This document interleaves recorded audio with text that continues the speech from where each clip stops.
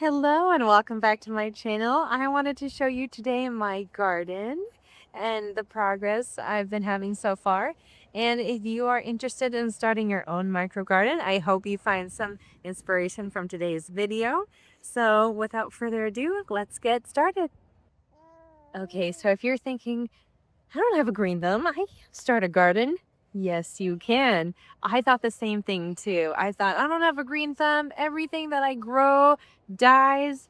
But with some time and some practice, and I'm still practicing, you can grow your own fruits and vegetables at home. And it's a lot of fun. So let's get going. I'm going to show you kind of the best plant to start if you are new to gardening. This right here is green onion, and this was my gateway to gardening. All you have to do is go to your grocery store and find green onion. It will have a teeny little bit of a root ball on the bottom. Just put it straight into a mason jar of water. Let the roots develop a little bit, and then you can plant it in some soil. This is a banana plant that we got a few years ago, and we found it on OfferUp, and I didn't realize that it was not ornamental. So I was so pleased to find it growing bananas. And this right over here is where I keep my compost bin. So I highly recommend this if you want to start your own garden. You can make it as small or as big as you like, but all of our kitchen scraps that are vegetables go in here. And sometimes you'll see it pop up in other places of your garden. That's how our pumpkin garden got started. Even though it was the spring, because I had some pumpkins from October of last year, some pumpkins are popping up, which is actually really exciting. So I did think it was possible. Our baby shower was in September, and so it was a pumpkin spice latte theme. And so I got these teeny little white pumpkins from Trader Joe's, and here it is. This is seeds from it. So I can't believe little pumpkins are growing from just the seeds I had from last year. That's the fun thing about compost is you never know what seeds will sprout from leftover kitchen scraps. We use all kinds of fruits and vegetable scraps, coffee grounds, eggshells, and soil loves compost, and your plants will just grow and thrive from compost. You won't even have to buy any fertilizer from the store. We also have a second banana tree that is growing bananas as well. Again, we found this banana plant on OfferUp, planted it years ago, and banana plants are just loving our weather and our zone. We're in about zone 10A, and they're doing really well. This is my bell pepper plant that I planted last year, and it grew lots of bell peppers, and I'm excited to see that this year it is still producing peppers. So this is a relatively easy plant to grow. I just planted it from seed and had really good results. Here are snap peas. I have never grown snap peas before until this year. I planted them from seed, and they are doing so well. And I kind of don't know what I'm doing, but again, I'm just experimenting. The little poles that I'm using are just from an old pack and play, and a big long wooden stick that I found in my brother's yard. So use whatever you can. And the planters, my father-in-law got them from his work, and I just filled it up with dirt. I didn't treat them at all. And again, I'm just doing a lot of experimenting.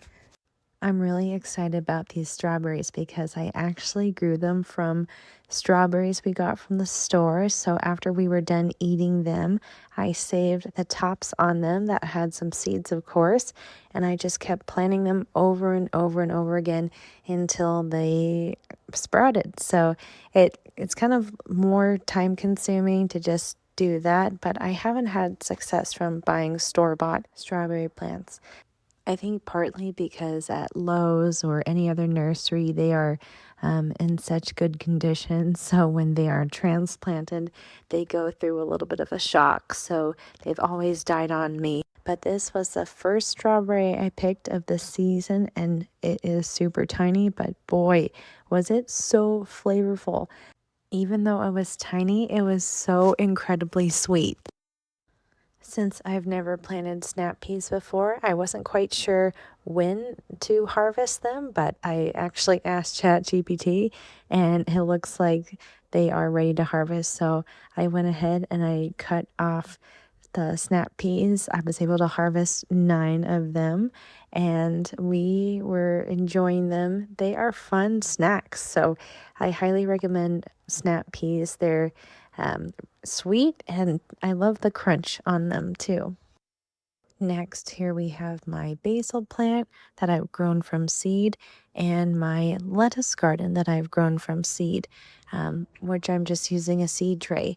I thought they wouldn't make it, but they did. So these are the seedling packets that I bought. I can link to them in the description box below, but most of these seeds have done well. I had given away the jalapenos and some green beans to my father-in-law because he loves planting those in his garden. But all of these seeds have done really well. The only seeds that haven't done so well are the broccoli. I still have to do a little more research because they sprouted, but when I transplanted them, they didn't do so well. So I'll have to see the reason why. And back to the pumpkins. This pumpkin was harvested a little bit early, but it's just so pretty to look at. And it, again, just boggles my mind that this is from compost. So what I've learned in my time of gardening is just a lot of trial and error, honestly.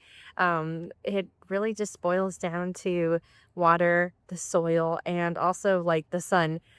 It sounds simple and it really is, you know. So you'll find out what works for you and the environment you're in. I am in a hotter climate, so zone 10A. So I've kind of figured out what fruits and vegetables are a little more like sun tolerant and which ones are not so much. So you kind of adjust and figure out along the way. But let me know in the comments what vegetables and fruits that you are trying to grow in your container gardens too. Thank you so much for watching. Don't forget to hit like and subscribe, and I hope to see you next time. Bye now.